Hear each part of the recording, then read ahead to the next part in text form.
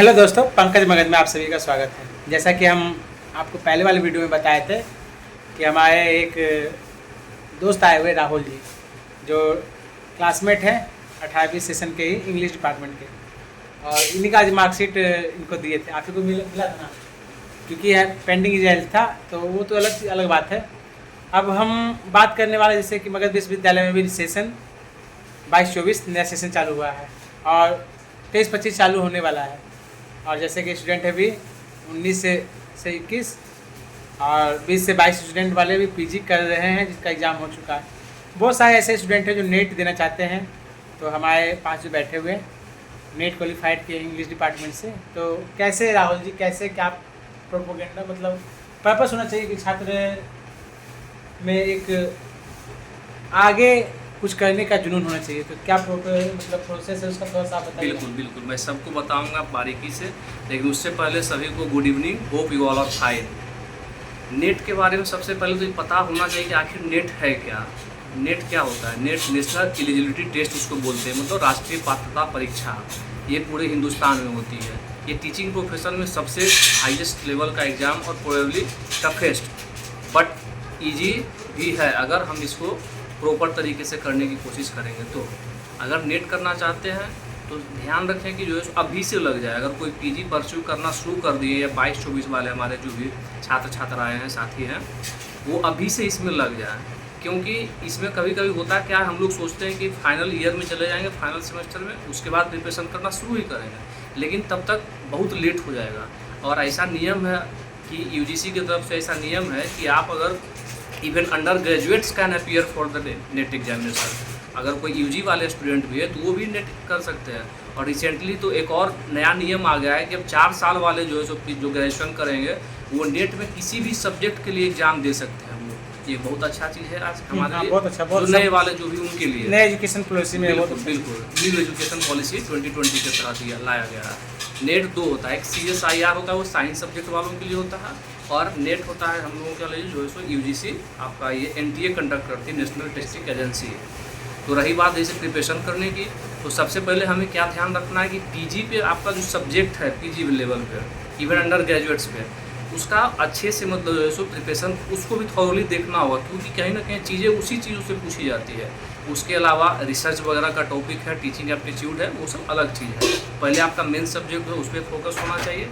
उसके प्रिपरेशन के लिए अभी से ही लग जाइए, मेरा यही रहेगा। और किन्हीं को अगर किसी तरह की दिक्कत हो तो ये हमारे मित्र हैं पंकज जी, हमारे साथी हैं, इनका केमिस्ट्री डिपार्टमेंट से रहा और सेशन हम लोग का से मेरा इंग्लिश से पीजी रहा है, और मैंने नेट भी क्वालिफाई किया है पिछले साल जून 23 वाले में। तो अगर किन्हीं को कोई विशेष जानकारी चाहिए होगी तो आप बेहिचक इनसे आप संपर्क कर सकते हैं, इनके माध्यम से मुझसे भी संपर्क कर सकते हैं। हम लोग पूरी कोशिश करेंगे जहाँ तक संभव हो हेल्प करने की इसमें। और जैसा कि अभी जो नेट का है, इसमें भी एक नया नियम आया है। हाँ, रिसेंटली इधर 26 अप्रैल को ही 26 मार्च को शायद एक नोटिस आया है।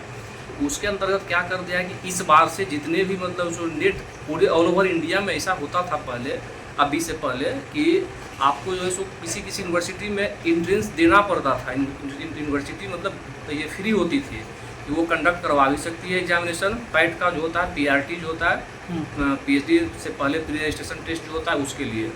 लेकिन अब क्या कर दिया है कि पूरे ऑल ओवर इंडिया में सिर्फ नेट का स्कोर उसको 3 कैटेगरी में कर दिया गया है। एक नेट प्लस JRF होता है, और एक सिर्फ नेट है, और एक तीसरा है सिर्फ ओनली PhD के लिए। 3 कैटेगरी में कर दिया गया है। उसमें 70% वेटेज आपका नेट के स्कोर को दिया जाएगा। उसके आधार पे आपको पूरे हिंदुस्तान में कहीं एंट्रेंस एग्जाम देने की ज़रूरत नहीं पड़ेगी। ऐसा नहीं कि भाई JNU में हमको करवाना है या फिर आपका लखनऊ यूनिवर्सिटी में करवाना है तो अलग से एंट्रेंस देना पड़ेगा, फिर क्या होगा नहीं होगा, उसका अब कोई ज़रूरत नहीं रह गया।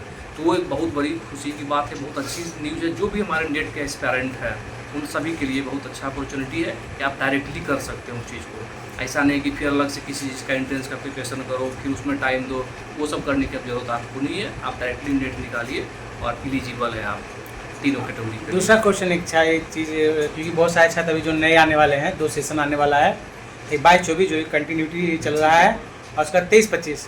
तो आपके सब्जेक्ट में एक होता है मिनी थीसिस, जिसे बोलते हैं डिसर्टेशन उसको हम लोग बोलते हैं। बिल्कुल। तो ये मिनी थीसिस, ये बहुत सारे स्टूडेंट को नहीं पता चलता, तो ये किसमें क्या थोड़ा सा करना होता है, ये बता दीजिए, क्योंकि आप किए होंगे, आप दिए होंगे। डिसर्टेशन होता क्या है कि हम लोग का एक होता है एक उसको मिनी थेसिस आप कह सकते हैं। पीएचडी होता है एक बड़ा वाला जो थेसिस होता है, और एक मिनी थेसिस कह सकते हैं इसको। एक सिनोप्सिस टाइप का जो होता है ना, डिसर्टेशन, मतलब आप जिस टॉपिक को पढ़ रहे हैं, मान लीजिए कि पीजी आपका फर्स्ट सेमेस्टर से फोर्थ सेमेस्टर तक आपने जो भी किया है, पेपर 16 रिसेंटली कुछ चेंजेज आया तो प्रोबेबली एक आध पेपर बढ़ गया है, उसके बारे में मुझे मैं थोड़ा अपडेट नहीं हूँ। लेकिन जो भी हो, बात वही होगी कि आपने जो भी पढ़ा है अब तक, जिस भी टॉपिक, उसमें से किसी एक टॉपिक पे आपको स्वतंत्रता मिलती है, उस पर आप जो है उसका टॉपिक आप लिख सकते हैं खुद से, डिसर्टेशन एक सुपरवाइजर के निर्देशन के अंदर आप लिख सकते हैं उसको और जमा कर सकते हैं डिपार्टमेंट में, या डिपार्टमेंट, कॉलेज, यूनिवर्सिटी, जहाँ से भी आप कर रहे हैं डिसर्टेशन आपका ये पीजी वाले के लिए। तो आप सब समय, क्योंकि ये भी चीज़ पूछे होंगे सभी लोग, और जैसा कि यहाँ पे जैसा कि इंग्लिश डिपार्टमेंट में रेगुलर क्लास होता है, क्योंकि ये भी क्लास किए हैं, ऐसा नहीं कि क्लास नहीं किए। I have been one of the most regular students, if not the most regular.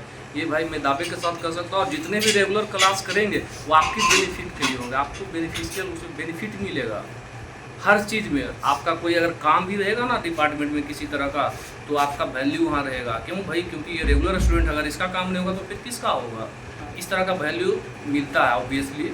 सभी जानते हैं कि सेशन वगैरह लेट है, वो इशू है, लेकिन फिर भी क्लासेज जो है सो आपके हमारे फ़ायदे के लिए ही होते हैं। तो इसमें मैं अपील करूँगा कि अगर पॉसिबल हो तो ज़्यादा से ज़्यादा क्लास का आप सुविधा लीजिए, क्योंकि यहाँ पे सभी लोग दक्ष लोग बैठे हुए हैं, मतलब एवरीवन इज लर्नेड हियर। सभी आप लोगों को देने के लिए, हम लोगों को पढ़ाने के लिए बैठे हुए हैं, लेकिन उनसे कोई ग्रास्प करना नहीं चाहते हैं, तो भाई वो क्या कर सकते हो? ऐसे ही बैठे हुए हैं, गवर्नमेंट उनको सैलरी दे रही है, कोई फ़र्क नहीं पड़ता है, क्या दिक्कत है उन्हें? लेकिन मैं यही अपील करना चाहता हूँ, क्योंकि मैं भी रेगुलर क्लास किया हूँ, और मेरे साथ जितने भी थे कुछ लोग, ज़्यादा तो मैं नहीं कहूँगा, फिर झूठ नहीं बोलूँगा, क्योंकि यूनिवर्सिटी का सिचुएशन सबको पता है, तो सब लोग नहीं करते हैं, लेकिन फिर भी मोस्ट हमारे समय में बहुत लोग रेगुलर स्टूडेंट तो क्लास किए हुए हैं, और जिनका उनको बेनिफिट भी मिला है। इसलिए क्लासेस करने पे फ़ायदा आपका ही होगा, हमारा ही। और एक चीज़ जान लीजिए, क्योंकि जब इस नया सेशन आया तो आपको सभी को क्लास करना पड़ेगा। 23-25 जो सेशन चालू होगा तो 2 तारीख से अप्लाई होगा, तो आपको मेरे चैनल के थ्रू मिल जाएगा।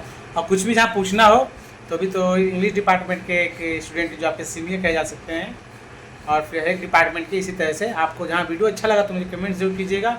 वीडियो अच्छा लगा तो अगला इंटरव्यू बिल्कुल दूसरे सब्जेक्ट का भी है। पंकज मगध चैनल जो है, इसके माध्यम से आपको यूनिवर्सिटी से रिलेटेड सारी छोटी से बड़ी जानकारी तक सब जानकारी मिलती है यहाँ पर। मैं खुद इनके टेलीग्राम चैनल और यूट्यूब जगह जो भी है, इनका जितना भी सोशल मीडिया अकाउंट्स है, मैं उसको फॉलो करता हूँ, क्योंकि उससे मुझे भी फ़ायदा हुआ है। और मैं कोशिश करता हूँ कि इस चीज़ को जहाँ से जितना ज़्यादा हो सके, जितना ज़्यादा हमारे साथी तक पहुँच जाए इसमें, ताकि आपको ये सुविधा मिल सके। ठीक है, बेस्ट ऑफ लक। वीडियो कैसा लगा कमेंट जरूर कीजिएगा। ठीक है, बाय बाय।